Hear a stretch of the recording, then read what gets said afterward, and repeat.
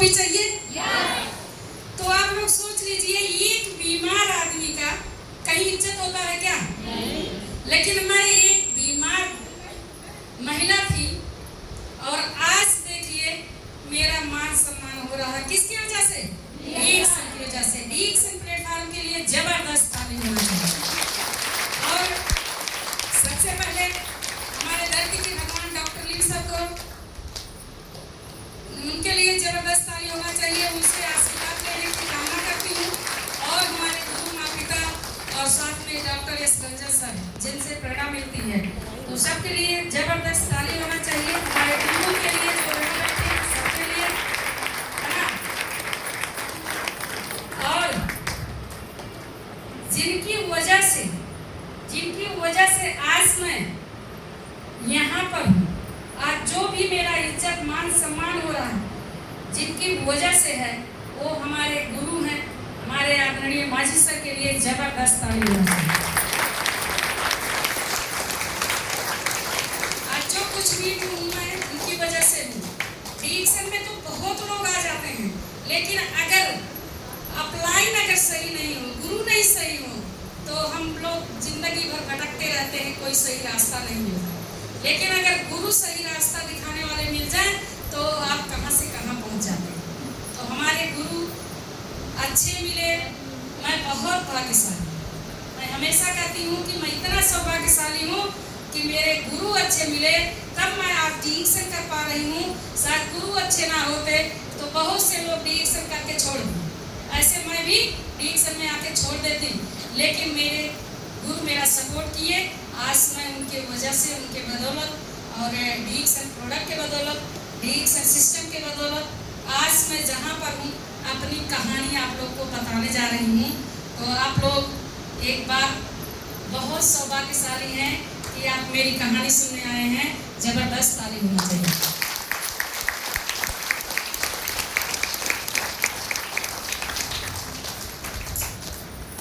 Sir ज्ञानों नहीं, आप लोग जबरदस्त ताली ज्ञानों के लिए। मैं आप लोग को बताऊं कि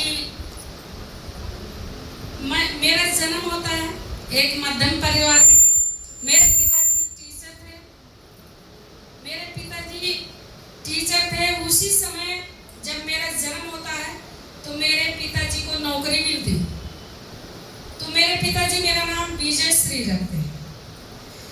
फिर उसके बाद मेरे 7 भाई बहन के बीच में मैं दूसरे नंबर की संतान थी उनकी। और हमारे 7 भाई बहन और हमारे पिताजी सातों भाई बहन को इतना पढ़ाई लिखाई कि सभी लोग आज कामयाब हैं। लेकिन मैं जो है पढ़ाई कर रही थी, मैं इंटर में जब पहुंची, मेरे पिताजी का सपना था कि मेरी बेटी डॉक्टर बने, तो उन्होंने मुझे high school inter science side से पढ़ाया। और जब मैं इंटर में गई, पढ़ ही रही थी, तभी मेरे छोटे भाई की तबीयत खराब हो गई। उनका दिमाग थोड़ा जो है दूसरी तरफ हो गया, मेंटली डिस्टर्ब हो गए। तो हमारे पिताजी भी डिस्टर्ब हो गए, क्योंकि बेटे को लेकर वो इधर उधर भटकने लगे, लखनऊ कहीं कहीं। फिर उसी समय हमारी पढ़ाई चल ही रही थी, हम भी डिस्टर्ब हो गए। और इंटर के बाद हमारे पिताजी 7 भाई बहनों को पढ़ा रहे थे, पाल पोस रहे थे, और उसमें भाई का तबीयत खराब हो गया तो वो भी डिस्टर्ब हो गए। तो हमारी शादी कर दिए वो पिताजी हमारे कि हम आगे नहीं पढ़ा पाएंगे, हम अपनी बेटी की शादी कर दे रहे हैं, जहाँ शादी होगा वहाँ पढ़ाएंगे, है ना। तो हमारी शादी हो जाती है। और शादी के बाद जब जानते हैं आप लोग, ससुराल में जाने के बाद कितनी पढ़ाई होती है। और उस समय हमारे हस्बैंड पढ़ ही रहे थे। हम जाते हैं ससुराल में जाते हैं तो हमारे पिताजी हमारा प्राइवेट बीए में नाम लिखवा देते। हम ससुराल में रहकर अपना बीए की पढ़ाई पूरा करते हैं। और बीए की पढ़ाई करने के बाद जब हमारा बीए कंप्लीट होता है, उसी समय हमको एक प्यारी सी बेटी होती है। हमारी बेटी जो है, हमारी बेटी कि हस्बैंड को नौकरी भी नहीं मिली और बेटी भी हो गई और हमारा कितना इज्जत होगा, है ना। तो उसी समय हम अपने हस्बैंड से कहते हैं, हम कहे जब तक आप नौकरी नहीं पाएंगे तब तक हम अब दूसरा बच्चा नहीं पैदा करेंगे, क्योंकि बेटी हो गई है उसके लिए भी खर्चा और आपको नौकरी भी नहीं मिली और हम भी पढ़ लिख कर कुछ नहीं कर पाए। तो इसके बाद हमारी बेटी 9 महीने की हो गई थी, चलने लगी थी थोड़ा, तो हमको यही लग रहा था कि हमारा सपना तो सपना रह गया, है ना। हम घर गृहस्थी देखते हुए यही सोच रहे थे कि कहाँ हमको नौकरी मिले। नौकरी का फार्म भरते थे, हमारे हस्बैंड नौकरी का फार्म भरते थे, पेपर भी दिलाने ले जाते थे, लेकिन नौकरी नहीं मिली। तो हमारे मन में यही रहता था कि काश पैसा होता तो पैसा दे देते तो नौकरी मिल जाती। पहले ऐसे ही था, 2 बार हमने कंपटीशन पास किया, उसमें जो है क्या था 50,000 घूस लग रहा, तो नहीं दे पाए तो नहीं नौकरी मिली, जबकि इंटरव्यू मेरा बहुत अच्छा हुआ था। तो उसकी जो है नौकरी की मेरा वो था कि नौकरी करेंगे पैसा कमाएंगे तो अच्छा जीवन अच्छा होगा, क्योंकि मेरे पिताजी नौकरी कर रहे थे तो अपने बच्चों के अच्छे से परवरिश कर रहे थे, तो यही सोच था मेरा।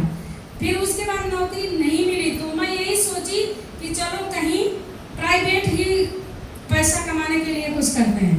तो हम ये सुल्तानपुर जिला आप लोग जानते हैं, वहाँ से सगा मेरा ससुराल है, अम्बेडकर नगर और सुल्तानपुर जिला सटा मेरा ससुराल है। तो अम्बेडकर नगर में ससुराल है, उस पार ही सुल्तानपुर है। तो सुल्तानपुर में हम एक स्कूल खुला था उसमें गए और बात किए, तो उससे मुझे पढ़ाने के लिए मौका मिल गया। और जब मैं उसमें पढ़ाने लगी तो मुझे जानते हैं कितना वेतन मिल रहा था, 100 रुपया। 100 रुपये के वेतन पर मैं उसमें पढ़ाती थी, 8 घंटा ड्यूटी देती थी, अपने छोटे से बच्चे को घर पर छोड़कर जाती थी।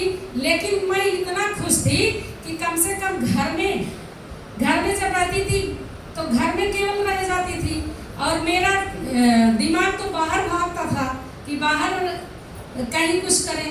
तो बच्ची को छोड़कर मैं जाती थी पढ़ाने 100 रुपये पर, और 100 रुपये पढ़ाने, फिर दूसरे साल 100 रुपया बढ़ा, 200 रुपया, फिर तीसरे साल 300 रुपया। तो 300 रुपये पे मैं पढ़ाती थी। उसके बाद जो है उसी बीच हमारे हस्बैंड को नौकरी मिलती है, विशिष्ट BTC वालों को नौकरी मिली। तो हमारी जब उनको नौकरी मिल गई तो हमारे हस्बैंड कहें कि अब तुम प्राइवेट नौकरी छोड़ दो, नहीं तो लोग यही कहेंगे कि मतलब औरत को सही से रख नहीं पाते इसीलिए प्राइवेट नौकरी करते हैं। तो हमारा नौकरी छूट गया और हमारा जो हम संकल्प किए थे कि जब नौकरी मिलेगी तभी बच्चा होगा, तो हमारा दूसरा बच्चा हुआ बेटा। तो सोच लीजिए, बेटी हुई, बेटा हुआ, नौकरी मिली हस्बैंड को, तो कितना अच्छा जीवन हो गया, है ना।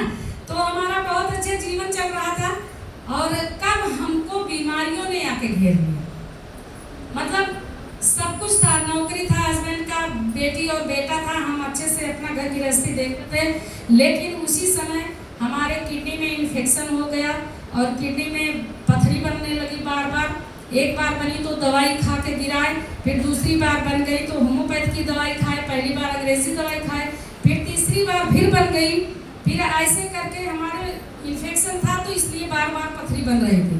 तो पथरी बना तो फिर हमको टेंशन होने लगा कि हमारे क्यों बार बार पथरी बनती है ना। तो इसमें हमारा शुगर भी बढ़ गया। फिर हमको जो है थायराइड की समस्या हो गई और थायराइड की समस्या में ब्लीडिंग ज़्यादा होने लगी और ब्लीडिंग जब ज़्यादा होने लगी तो BP लो होने लगा। मतलब हमको इतनी सारी समस्या हो गई और जब BP लो हो गया, खून की कमी आ गई, तो हमारा सर भी दर्द होने लगा और सर दर्द इतना होता था कि माइग्रेन जैसी भयानक बीमारी हो गई। माइग्रेन जो लाइलाज बीमारी, सोच लीजिए कि थायराइड जैसी बीमारी, BP और शुगर और किडनी में इन्फेक्शन और माइग्रेन जैसी बीमारी, है ना, इतना लाइलाज बीमारी कि जो है कि एक से एक बीमारी होते जा रही। ये क्यों हो रहा था? दवा खाने की वजह से हो रहा है। जब एक रोग की दवा खाते दूसरा चालू होता, दूसरा खाते थे तीसरा चालू होता, ऐसे नाखून से लेकर बाल तक हमारी बीमारी हो गई। और सर इतना दर्द करता था कि जैसे लगता था कि अभी फट जाएगा, है ना। लेकिन इसके बीच में ये सब इतनी बीमारी था, इतना दिक्कत परेशानी झेलते हुए भी हमारे बच्चे छोटे छोटे, है ना, 2 बच्चे थे और 2 बच्चे और हो, एक बेटी हुई और एक बेटा हुआ, है ना। तो 4 बच्चे हो गए। 4 बच्चों को संभालते, घर गृहस्थी संभालते और ये इतना दिक्कत परेशानी लेते, ऐसे करके मेरा जीवन चल रहा था ना। लेकिन अपनी समस्या को नहीं देखते हुए दवाई खाते, ऐसे ही धीरे धीरे करके थोड़ा आराम रहता, किसी तरह से जीवन चल रहा है। लेकिन जब बच्चे बड़े हो गए थोड़ा, तो उनकी पढ़ाई के लिए चिंता हो गई। और जब पढ़ाई के लिए चिंता हुई तो हम यही कहने लगे कि बच्चे को पढ़ाने के लिए आप शहर में, सिटी में बच्चे को पढ़ाइए। तो हमारे हस्बैंड मना कर दिए। जब मना कर दिए तो हम यही सोचे कि हम तो ये MA भी है, फिर उसके बाद हम अपना MA कंप्लीट किए, है ना। बच्चे को देखते हुए, घर के देखते MA भी कंप्लीट किए, फिर भी नौकरी नहीं मिली। तो हम कहें कि हम जब नहीं कुछ कर पाए और बच्चे को अच्छे स्कूल में नहीं पढ़ाएंगे तो वो नहीं कुछ कर पाएगा। इसलिए हम क्या किए, अपने हस्बैंड को कहे तो वो नहीं माने, तो हम अपने बच्चों को लेकर सिटी में आ गए, अकबरपुर आ गए। अकबरपुर में कमरा लिए, अपने बच्चों को पढ़ाने लगे इंग्लिश मीडियम स्कूल में, और वहाँ रहते, अपने बच्चों की देखभाल करते। और उसके बाद फिर हमारे हस्बैंड भी आए पीछे से, पीछे वो भी आए, तो वो भी रहने लगे। फिर हम अकबरपुर में ज़मीन लिए, घर बनवाए और बच्चे पढ़ रहे थे। लेकिन हमारी स्थिति और भी गंभीर होती जा रही थी। हमारा शरीर पूरा सूजन आ गया था, थायराइड की वजह से पूरा सूजन, पेट इतना ज़्यादा निकल आया था। और हम डॉक्टर दवाई करते जा रहे थे, जो भी बताते थे वैसे, मतलब तीनों पैद की दवाई, अंग्रेजी दवा से एकदम उब गए थे। फिर लोग बताते थे होम्योपैथिक की दवाई कराइए। होम्योपैथिक कराते कराते दीवानी मुकदमा की तरह वैसे ही चलता रहा। कभी फैसला ही नहीं होता था कि कोई बीमारी ठीक हो जाती, तो होम्योपैथ की भी दवाई खा ले। फिर कुछ लोग बताए आयुर्वेद की दवाई खाइए। आयुर्वेद में जो ये बैद्यनाथ और डाबर का होता है, उसके लिए भी, शुगर और BP के लिए उसको भी खाते थे, है ना। तो तीनों पैद की दवाई चल रही थी। लेकिन गैस इतना ज़्यादा बनता था, इतनी ढेर सारी दवाई खाने से गैस ज़्यादा बनता था। गैस की दवाई पहले खाते थे तब भी गैस बनता था। फिर ब्लीडिंग जब होती थी, हम 20 दिन में 10 दिन ही ठीक रहते थे। 10 दिन जैसे ठीक होते थे तैसे फिर डर लगने लगता था कि अभी ब्लीडिंग होगी तो फिर हम बिस्तर पे आ जाएंगे। जब 4 दिन तक हम बिस्तर पे पड़े रहते थे, 4 दिन तक बिस्तर पे पड़े रहते थे।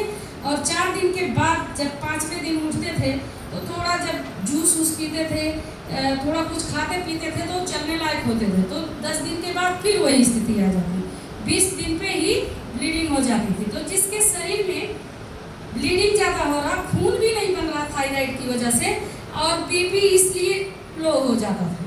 तो लो हो जाता था तो जैसे पड़े रहते थे चारपाई पे, वैसे पड़े रहते थे। जब बच्चे चले जाते थे, किसी तरह उनको कुछ बना के देते थे, चले जाते थे तो अपना पड़े रहते थे। तो कभी कभी हमारी पड़ोस की मोहल्ले वाली आती थी तो हमको चाय वो बना के देती थी और बिस्तर से उठाती थी, तो मैं दीवार पकड़ के जाती थी बाथरूम वगैरह। तो ऐसा मेरा हाल था। तो एक दिन हम भगवान के सामने, भगवान को बहुत मानते हैं, हम भगवान को बहुत मानते हैं, भगवान से शिकायत करने लगे कि हे भगवान, हम आपको इतना मानते हैं, आप हमको मौत दे दीजिए हमारी, क्योंकि हम अभी जीना नहीं चाहते। हमारे सब कुछ है, रुपया पैसा खाने पीने का सब कुछ रखा हुआ है, लेकिन हम खा नहीं सकते।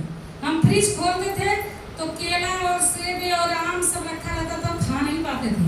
और खाना दाल चावल रोटी सब्जी नहीं खा सकते थे, केवल दाल रोटी देखने के बाद किसी की भूख लगेगी क्या? एक तो पेट वैसा ही भरा रहता, दाल रोटी देखने के बाद और नहीं, शुगर की वजह से कुछ नहीं खा पाते। तो हम कहे भगवान मेरी मौत ही दे दीजिए।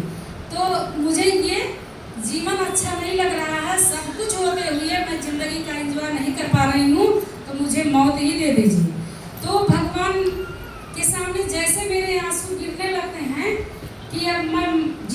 चाहती हूँ, मरना चाहती हूँ, इतनी ज़्यादा तकलीफ है, इतना पूरे शरीर में दर्द रहता था शुगर की वजह से, और पूरा एकदम शरीर भारी हो जाता था, पैर वैर से चल ही नहीं पाते थे। और ऊपर से हमारे हस्बैंड हमको डांटते थे, कहते थे रोज तो परेशान रहती हो तुम, कितना दवाई कराएं, तुमको देखें, अस्पताल लेके जाएं कि अपना नौकरी देखें, बच्चों को देखें, खूब ऐसे करके डांट के गुस्सा के चले जाते थे, है ना। तो हम अपना रोने लगते थे। तो मेरी यही हाल था। तो वही पे हम भगवान को कहें, भगवान हमारी मौत हो जाए तो हम छुट्टी पा जाए। लेकिन जैसे ही आंसू गिरने लगता भगवान के सामने, वैसे छोटे बेटे की याद आ जाती। मेरा छोटा बच्चा थोड़ा 3-4 साल का था, ज़्यादा नहीं बड़ा था, तीनों बच्चे बड़े हो गए थे और छोटा बच्चा छोटा था। तो मतलब उसको स्कूल भेजते थे, लेकिन अपने आप से खाना नहीं खा पाता था, अपने आप से कपड़ा भी नहीं पहन पाता था, उसको तैयार करना पड़ता था। तो जैसे छोटे बेटे की याद आती है, वैसे भी भगवान के सामने और रोने लगती हूँ। मैं यही कहती हूँ, हे भगवान, अगर मेरी मौत हो गई तो मेरा छोटा बच्चा किसको माँ कह के बुलाएगा?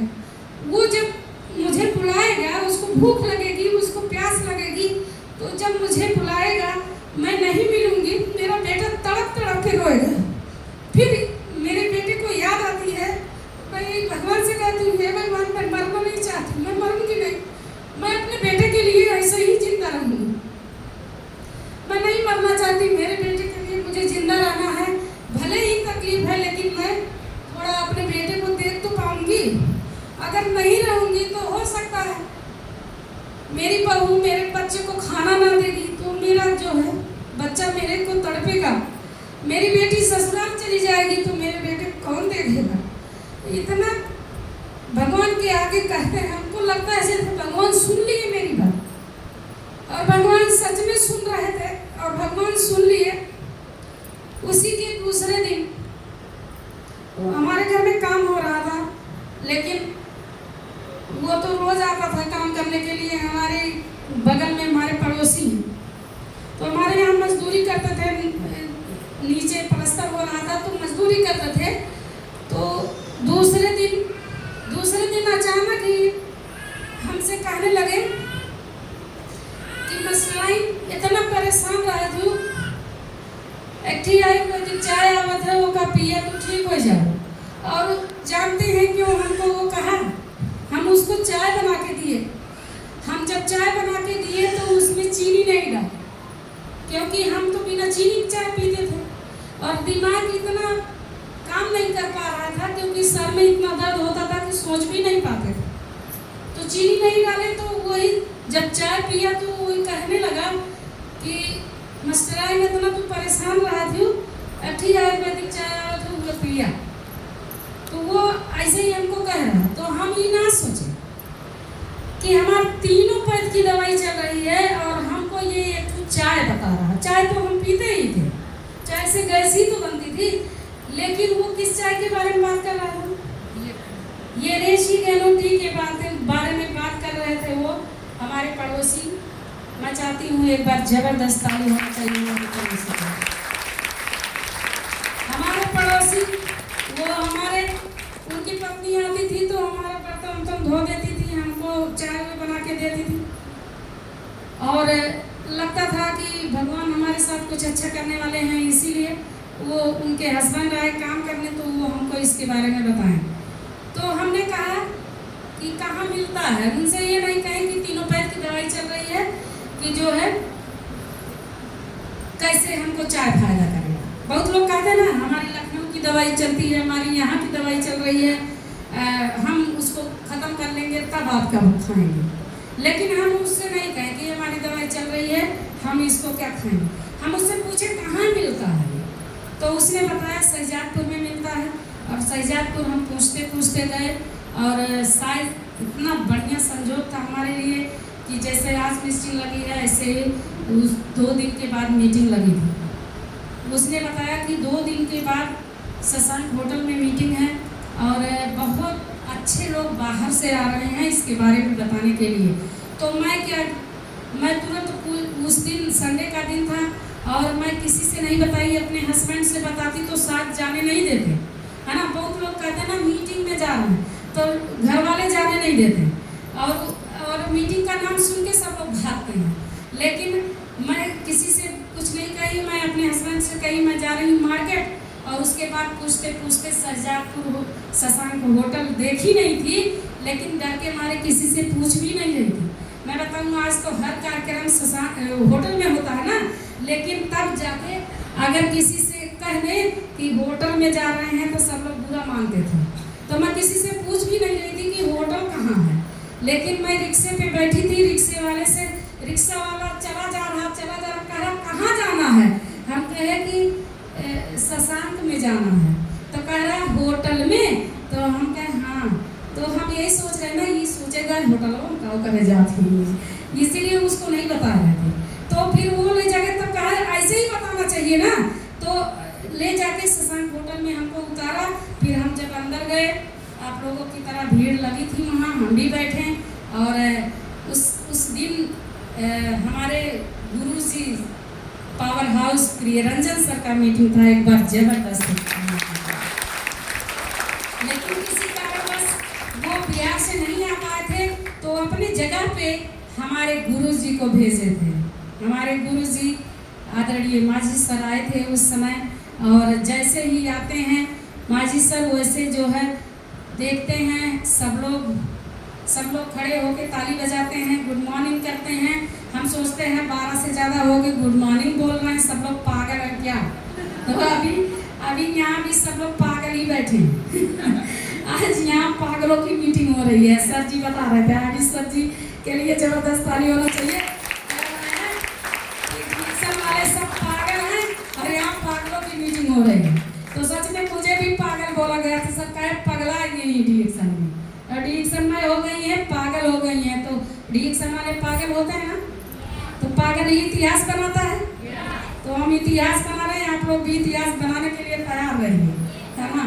तो सर आते हैं तो फिर हम यही सोचते हैं कि सब पागल हो गए और सब लोग पता नहीं क्या लाल लाल पानी पी रहे हैं। तो हम कुछ बोलते नहीं हैं, बस हम सर को देखते रहते हैं। हम सोचते हैं ये तो जैसे फिल्म का हीरो लागत है ना। तो हम कभी देखे नहीं थे, कोई फिल्म में देखे थे। तो हम कहे कि नहीं बहुत अच्छा लागत है, लेकिन ये यो बोलत है कि गुड मॉर्निंग, ये पगला देखा है। तो फिर उसके बाद मीटिंग सुनते हैं सर का, और सर का मीटिंग जब सुनते हैं, जब सर अपना परिचय बताते हैं, तो वो तो हमारे मायके की तरफ के होते हैं, है ना। टांडा में उनका ससुराल और बिहार में घर सर का, और बीच में मेरा मायका, है ना। बीच में मेरा मायका, तो हम कहीं तो हमारे ही यहाँ है।